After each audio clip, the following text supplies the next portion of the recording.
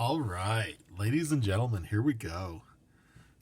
Starting into chapter P here, the pre-chapter, we kind of hit a little bit of anything and everything, kind of getting you ready to go through the rest of the chapters of advanced math. Starting here, we're looking at algebraic expressions, real numbers. It's kind of the overall theme. Starting with, well, what is an algebraic expression? Well, an algebraic expression is a combination of variables and numbers using the operations of addition, subtraction, multiplication, or division, as well as powers and roots. So, an algebraic expression, you're going to have numbers, you're going to have letters, you're going to have some operations thrown in there. But notice how it didn't say anything about an equal sign. An expression does not have an equal sign. So, some examples here. We have x plus 3, 3x minus 5, 6x, x divided by 6. All these are different examples of algebraic expressions. Now, we also get into exponential notation. Just remember that if it's b to the n, that means we have an n amount of b's all multiplied. So like 5 to the third would be 5 times 5 times 5 times 5 times 5 times 5, if I could talk, which is 125. Don't ever forget your order of operations. Always start with brackets, parentheses, exponents, multiply, divide, add, subtract. So we start up top and then we work our way through.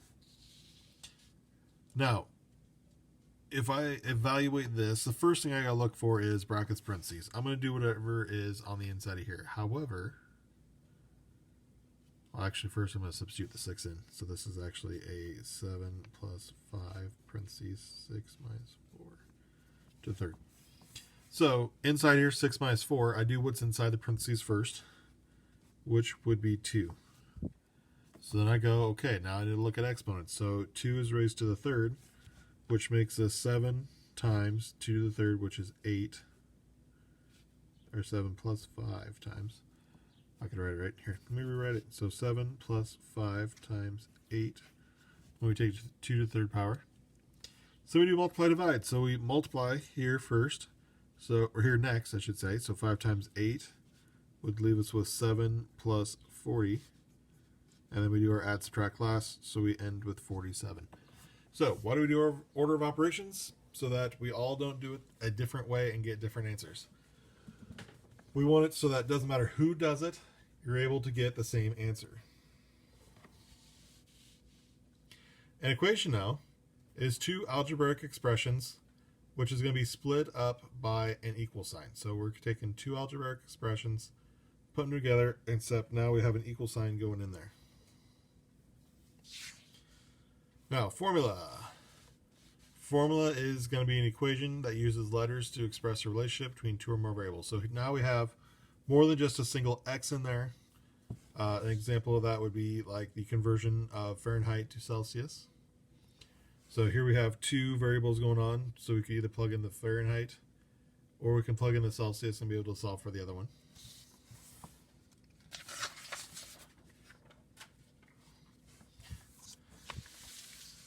So this first chapter especially, we're hitting a lot of things that you've probably seen before or heard of before, done before. But it's just kind of a go through it, make sure you're good with it. Let's make sure if you have any questions, let's address it. So that later on when we're doing this stuff in the rest of the chapters, that we have at least the basics here down.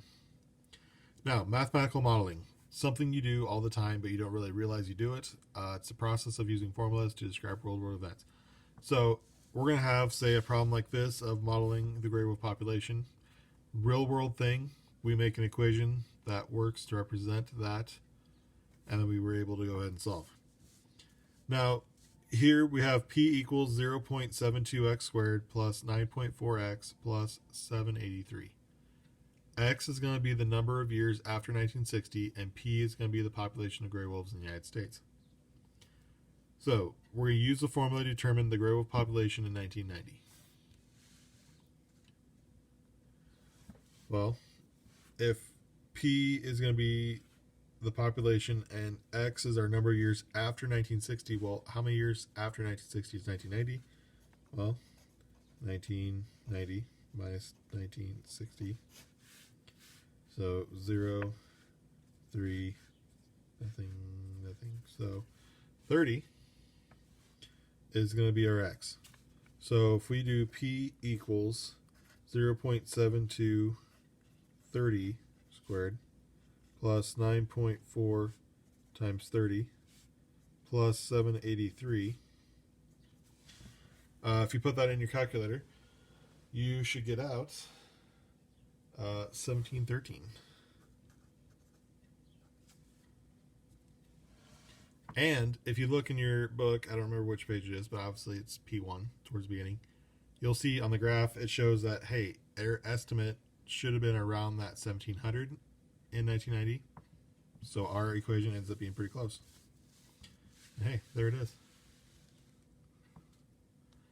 Now, the next thing we're going to talk about is sets. Sets are a collection of objects whose contents can be clearly determined. So think a set is like a grouping. We're grouping certain things together, and the elements then are what objects are in that set.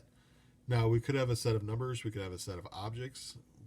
Sets are just a grouping of any certain, well, any particular thing. So here we could have a roster method where we're going to use commas to separate. And ellipsis means it continues at the same rate, but the roster method is we're going to list out, and notice how we have these funky looking brackets here. These are your set brackets. So it's saying the set of all numbers, and then the roster method lists them all out. So 1, 2, 3, 4, 5, and then these ellipses here, the 3 dots means it's going to continue at that same pace. So roster method works when we have a small set where we can just, hey, list out those objects. Here they are. Otherwise, set builder is where we describe them, and this is usually used when we have a larger set. So for example, so set builder goes like this. So the set of x, this line means such that x is a counting number less than 6. So the set of all x's such that x is a counting number less than 6. So counting numbers, 1, 2, 3, 4, 5, and it's got to be less than 6, so we stop at 5. So it's a way to describe what's there without listing it all there. You know, like the set of, say, even numbers. There's a whole lot of them. We can't list them all out, so describing them using set builder makes that a little easier.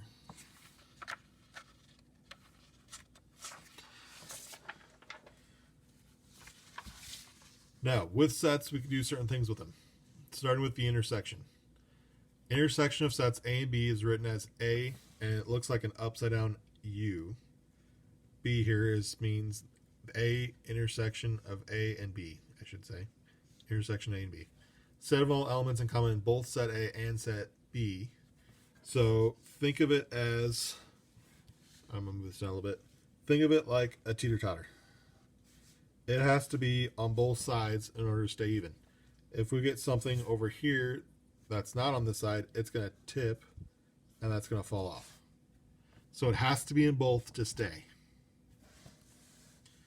So if we want to find the intersection of 7, 8, 9, 10, 11, and 6, 8, 10, 12, well, is 7 in both?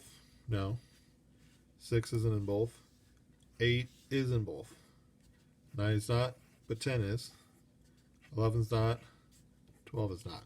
So we would write the set of 8, 10 would be its intersection. Now, what happens if we don't have anything in common? Well, then it's the set of the empty set.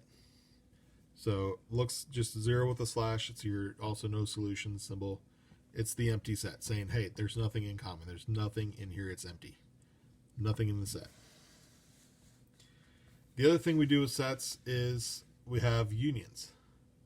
So the union, think of it almost like a marriage. Everything in the one, everything in the other comes together to be one. So think of it almost like a basket. Doesn't matter what it is, it's going to fall in. All right.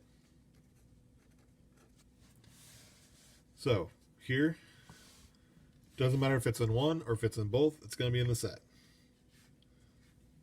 So we'd have 6, 7, 8, 9, 10, 11, 12. So 6 is in, so we have 6, 7, 8's in both, but we only list it once. 9, 10, again in both, only list it once though. 11, 12. So anything in either set goes into its union. So all that goes in there, but if it's doubled, it only goes in once. Now, subset would be all the elements that of that set are part of another set. So a subset means everything in it is part of another one. So, like for example, the set 8, 10 is a subset of 6, 8, 10, 12 because all the elements in this one are a part of this one. So the first set, subset of the second one. Doesn't go the other way because not all of these elements are in this one. However, if we had another set of 8, 10, these would be subsets of each other because all the elements of this one is in this one. All the elements of this one is in that one.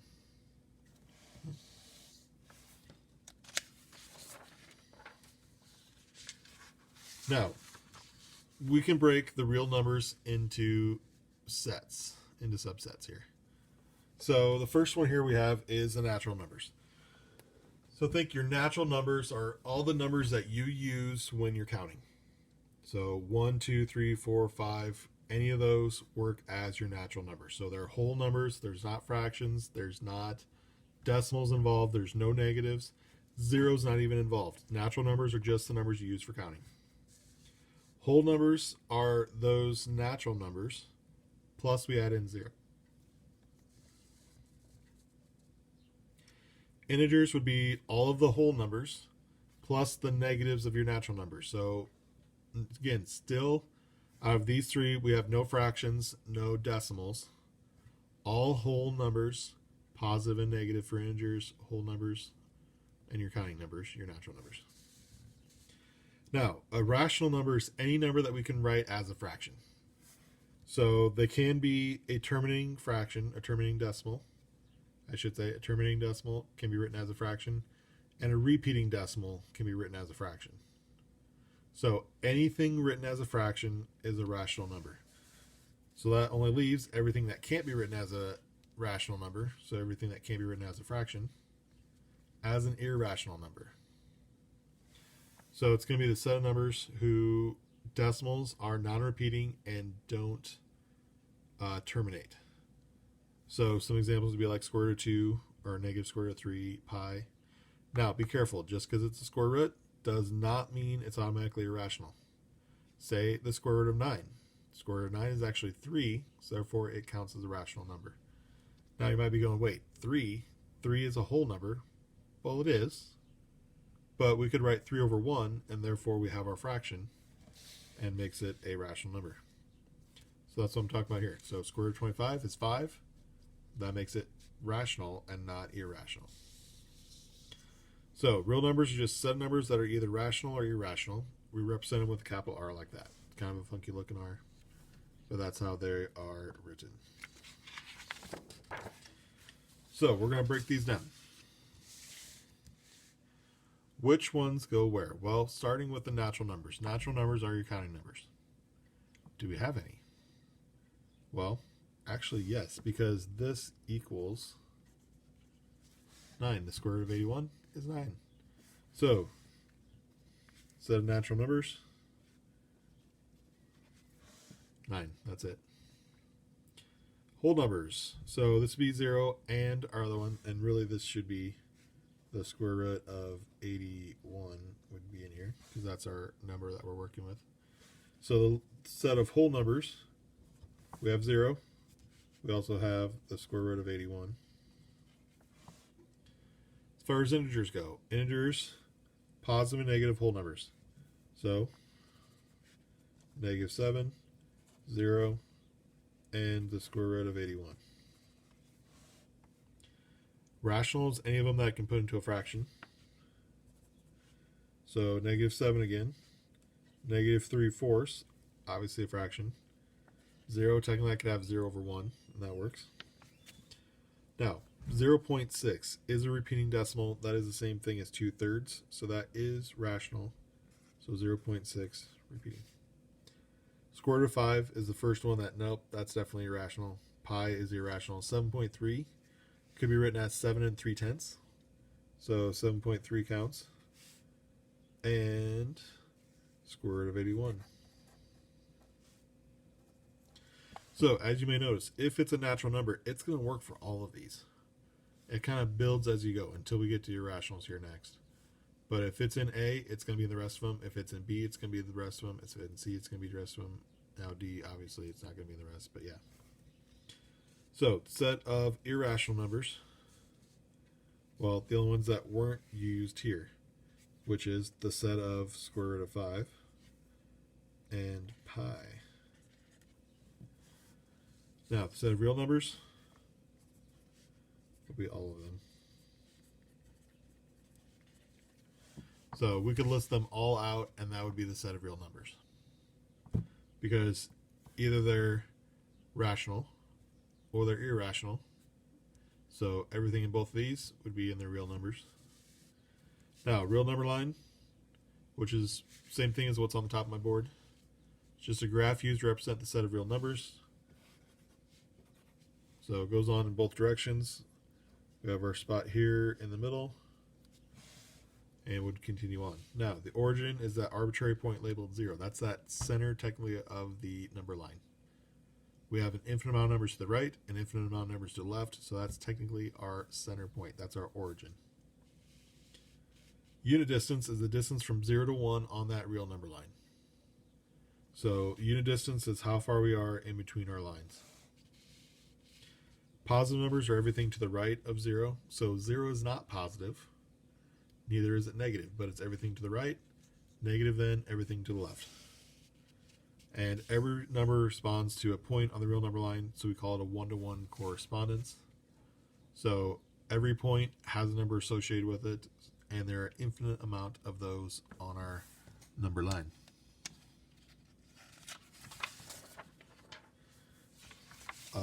We can then compare and order those numbers using inequalities. So we have our less than, greater than, less than or equal to, greater than or equal to signs. We also get into absolute value. Absolute value is just the distance it is from the real number line. Notice how we use these two bars on either side, which just means distance from 0. So it's always going to be positive. It's going to be non-negative here. So for example, absolute value of -3 is 3 away, just like the absolute value of 3. So whether it's positive or negative, its value is always positive. Now, if you think about it, we can just drop these here. Because of this, square root of 3 is going to be 1 point something. I don't remember what it is off the top of my head. So if we take 1 away, are we ever going to be negative? Well, no. This will always be positive, so that's a way to simplify that a little bit. Now, we have some properties of absolute value. So absolute value of any number always going to be greater than or equal to 0. Never going to get a negative with absolute value. Remember, the absolute value of the positive is going to be the same as the absolute value of negative. The number itself will always be less than or equal to its absolute value. If I multiply two numbers in absolute value, it's the same thing as each one in absolute value multiplied. Same thing with division. However, if they're added or subtracted, they are not the same. They're not equal if you separate them. But the two added together inside absolute value will always be less than or equal to what they are separate in absolute value and then added together.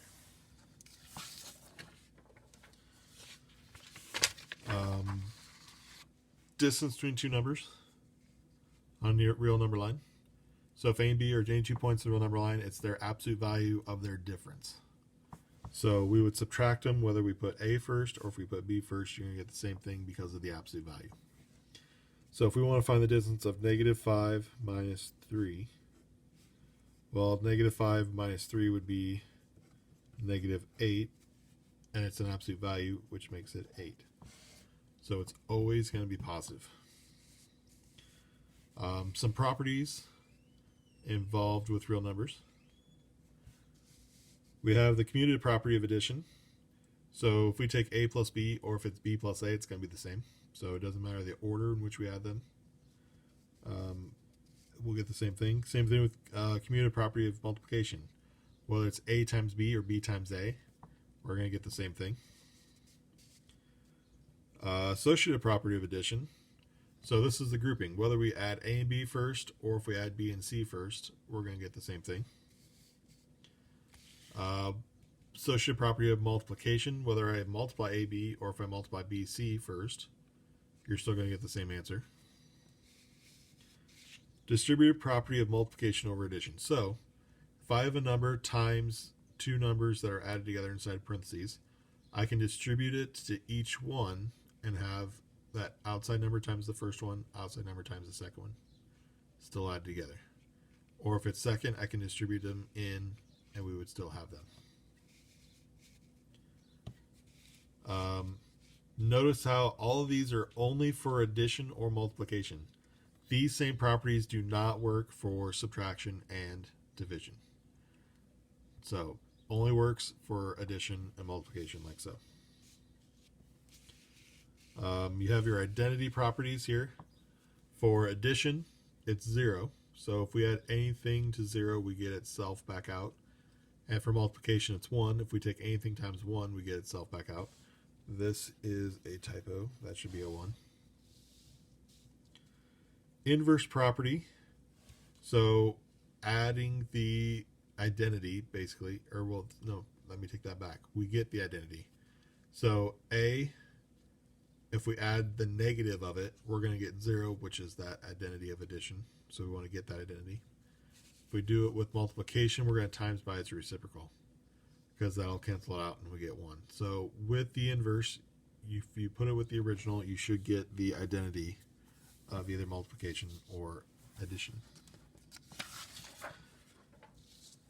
Almost there. So another way we can define subtraction is by adding the inverse. So a minus b is the same thing as a plus a negative b. Division, same thing there. It's just like timesing by its inverse. So if it's a divided by b, that's the same thing as a times 1 over b, as long as b is not 0, because if we divide by 0, that'd be bad. And so subtraction works as well when we're doing the distributive property. If we have a number out on the outside times two numbers on the inside subtracted, it can go to each one and they stay subtracted. Now, as far as a algebraic expression goes, or an equation, so each part or element in that expression or equation is called a term.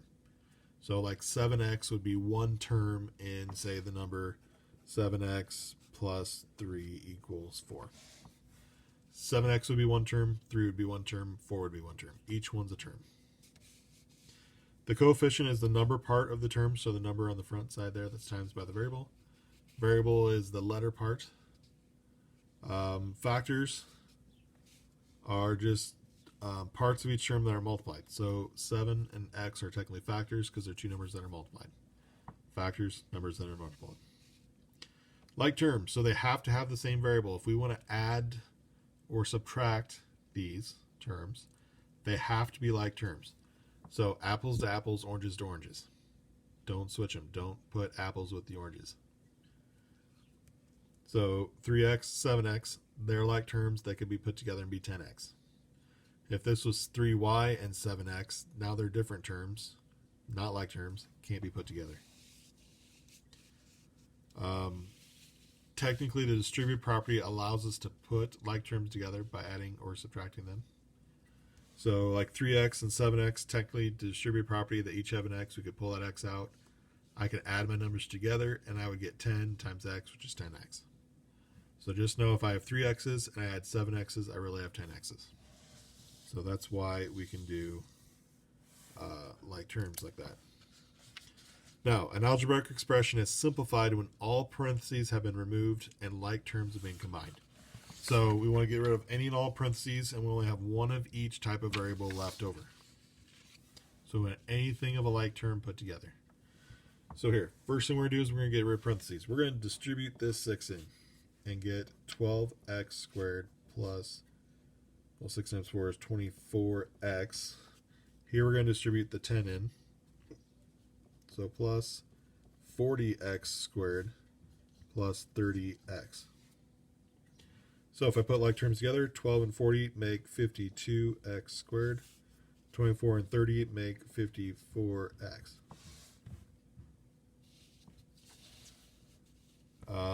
Dealing with negatives, they have properties as well. So if you take any number times a negative 1, it makes the number negative. A negative times a negative makes it positive. Negative times a positive is negative, or if it's a positive times negative, it doesn't matter the order we go, we're going to get negative in the product. And this, again, is a typo. It should be a negative out here.